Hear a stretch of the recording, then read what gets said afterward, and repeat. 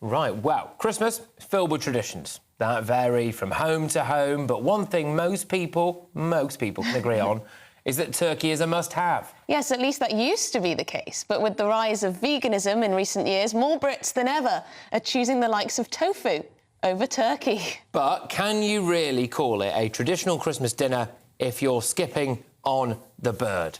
Yes, so we have vegan author Ed Winters, who certainly thinks so, and he's here in the studio with us.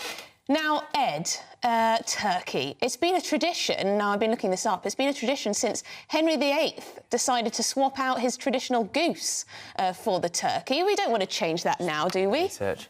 Well, I mean, traditions and cultures are always they need to be updated because society evolves, morality evolves, what we perceive to be ethical evolves. I mean, thank goodness we don't live with the same moral and ethical code as Henry VIII and people back then. So morality and ethics should always update. And Christmas is a celebration of peace on earth. It's about love. It's about compassion.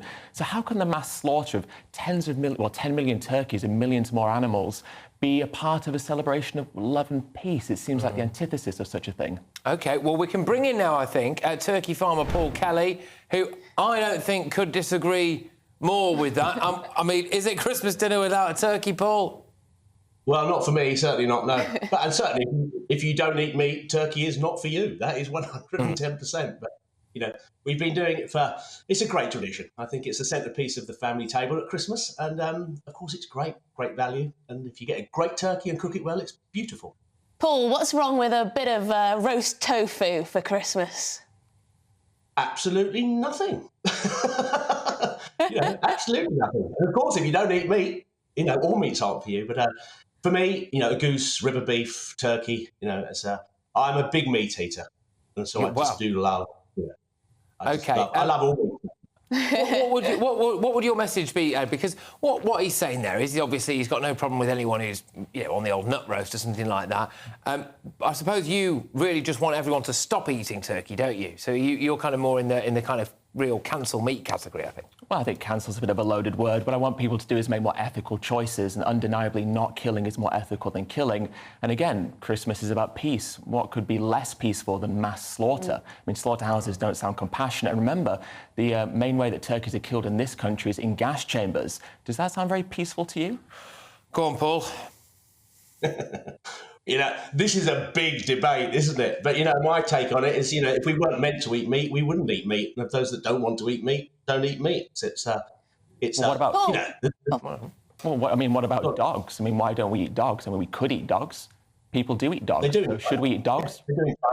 They do in China. They do in Vietnam. All over the world, they eat dogs. There's lots. So why don't you eat dogs? Because it's not for me. But why not? If we're meant to, why don't you?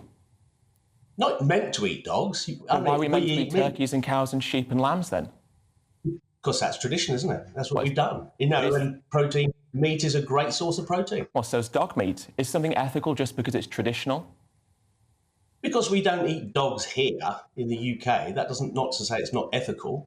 But I'm a great believer. We rear our turkeys, and if you rear them the best way you possibly can, you treat them with the utmost respect, and you slaughter them very quickly and very humanely. So gas chambers are compassionate and respectful? If you have a look at them, yes, they are. That's a very, very, very, very good way of slaughtering them. Yeah, that's gas chambers are compassionate. Gas chambers are compassionate. Would you like to say that out loud, please? There's nothing nice about killing any animal, is there? Right. I'm not going to say it's not. I don't get off on killing turkeys. Nothing nice about it at all. But given that we are farming is very clever hunting. Back in the old days, and if you look at nature, I think there's nothing crueler than nature.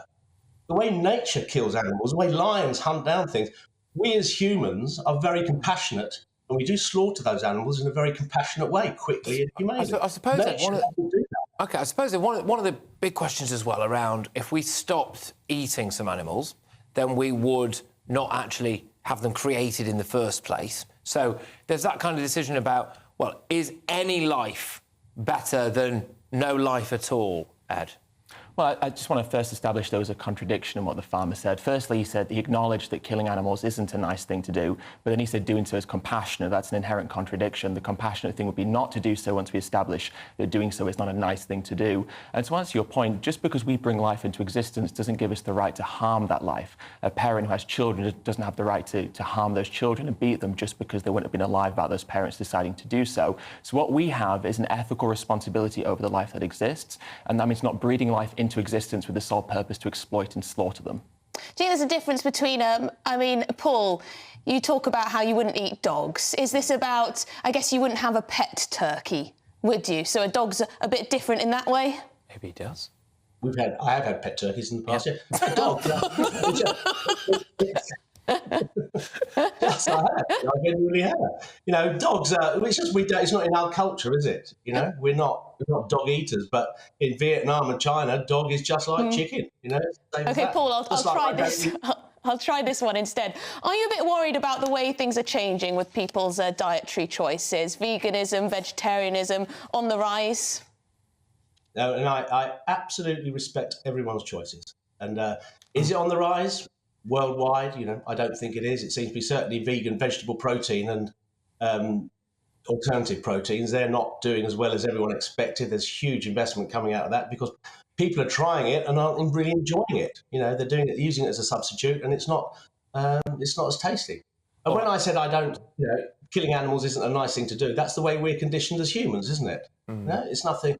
But I do absolutely think that we are way more compassionate than nature. The way nature kills and deals with animals, you know, it makes me shudder looking at it sometimes. But we don't have to kill. So even if you could make that argument, there's another option on the table, which is not to partake in that violence ourselves either. Right. And that's why that's the most ethical option, because we don't have to take part in what nature does, and we also don't have to have slaughterhouses where animals are gassed to death and have their throats cut. All right, so you mentioned what was on the table there. Paul, I know what's going to be on your table this Christmas. You've made that very, very clear. And Ed, can I just very quickly ask you, what will be on your Christmas dinner this year, Ed? I mean, the great thing is, you know, the majority of Christmas dinner is already plant-based, from the red cabbage, Brussels sprouts, roast potatoes, parsnips, so I'll have all of that. And then I'm going to personally have a delicious mushroom Wellington with a nice gravy. But you could have a nut roast, you know, a plant-based turkey alternative, whatever it may be. So there are lots of different options available. Well, both of you, thank you very much, and I hope you have a wonderful Christmas, and